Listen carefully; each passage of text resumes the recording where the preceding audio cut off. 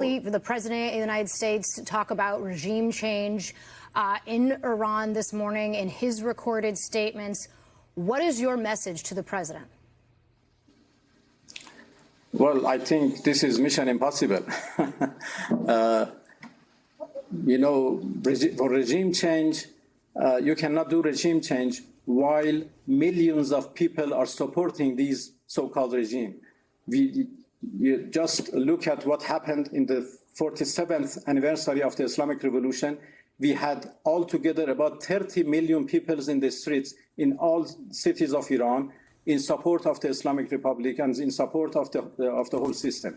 So you cannot, change this regime because it's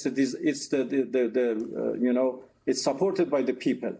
Yes, there are also people who are complaining, but they are strong supporters of the regime, of the system at the same time. And then we have a very well-established political structure, and they have tried regime change. This is not the first time that they want to do regime change. They have tried it in the past. Look, in the past 47 years, the United States has tried everything from coup, from sanctions, 8 years of war by Saddam Hussein, supported by the United States and many others, and then, 12-day war, snapback, in the Security Council, and terrorist operations. They have tried everything, and all of them failed.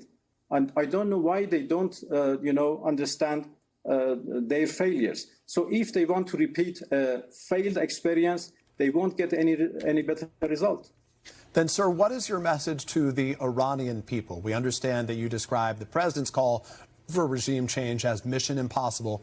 What is your message to the people of Iran right now? In your words, everything is under control, but based on what the world is seeing, there appears to be smoke coming up from a variety of different sites throughout Tehran. There appears to be some panic and real concern there. What do you tell the people of that country about the state of its government and the state of Iran broadly? Well, I said everything is under control. I didn't say that there is no war. Of course there is war. Of course there is panic. Of course there are attacks to different buildings. Of course, about 60 students, girl students, have been killed in one school. Of course there are those things. But my message to my own people is that we are a great nation with a great civilization. We have lasted for thousands of years, and we know how to defend ourselves. We know how to deal with our enemies, and we will survive when we become more stronger out of this. So when you hear the president say to the people of Iran, your freedom is your own, rise up, the United States will be with you, you say to them that's a hollow gesture? Isn't that the intervention in the internal affairs of another country? If we had done so, what have you said? So the president of another country, no matter how powerful, has no right to decide for the people of another country, to order the people of another country what to do and what not to do. And this is what he did, by the way, in those terrorist operations. He was the one who set fires in the governmental buildings, do this, do that. And now he's asking people to rise against their government. Has he, any right to do that? I don't think so. Sir, are there any back-channel talks, any communications that are taking place right now, or are those done? And separately, can this be de-escalated, and how? Well, there is no communication right now. But if Americans want to talk to us, they know how they can contact me. We are certainly interested for de-escalation. This is not our war. This is an imposed war against us. This is a war of choice by the United States, and they have to pay for that. And they do. But as far as we are concerned, we don't want war. We don't want escalation in our region. We are ready for de-escalation, but the aggression should be stopped first. The attacks should be stopped first, and then there is the possibility to talk, and we can consider that. I'm not promising anything because our people are very angry right now. So if the war is stopped, if the aggression is stopped, then we will see how we can, work for de-escalation.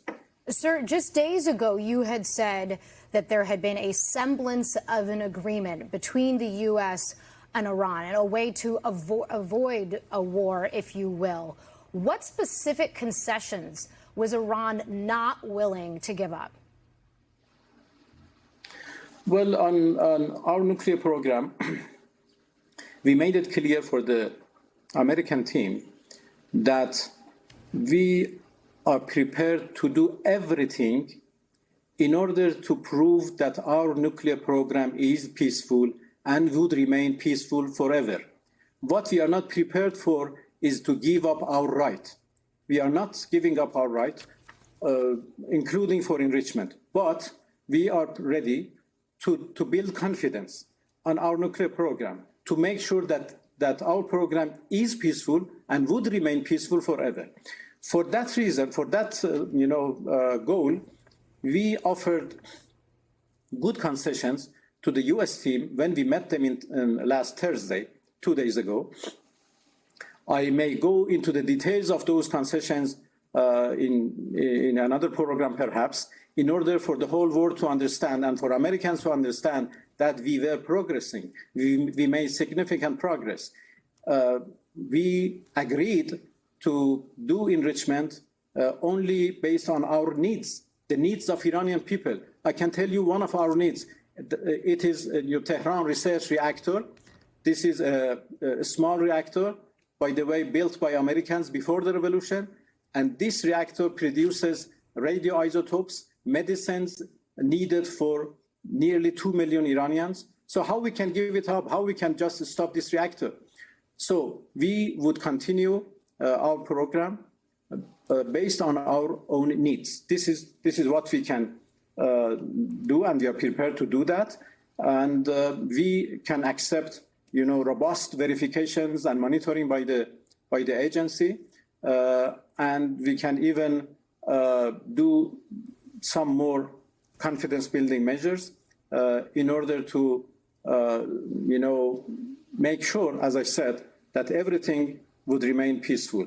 So I see the possibility to, reach a deal which can guarantee that Iran's program is peaceful. At the same time, sanctions are lifted and economic cooperation can be, started, and we go for peace. And I don't know why the United States, why President Trump just missed that opportunity.